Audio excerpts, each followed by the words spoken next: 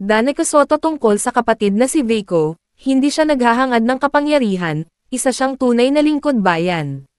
Danica Soto couldn't hide her pride as she spoke about her younger brother, Pasig City Mayor Vico Soto, na inilarawan niya bilang halimbawa ng isang tunay na lingkod bayan. Masasabi ko number one to answer your question, anong na-feel ko?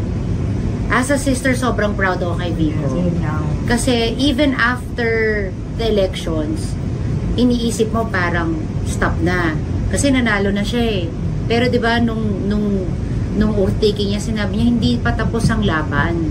Kumbaga, he didn't stop there. Hindi siya na-secure na parang okay, nakaupo na ako ulit. Sige, quiet na ulit. Hindi, parang that's how doon mo malalaman. That's how you'll know that he's not after the power.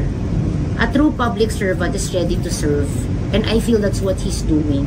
Ako naman, ang nakikita ko minsan, kalimutan mo na kung anong kulay mo. Kung green ka, pink ka, yellow ka, kung anong kulay mo. Now is the time to be pro-Filipino. Parang don't prove anymore na, tama si ganyan, tama yung sinabi niya, yung ganun-ganon.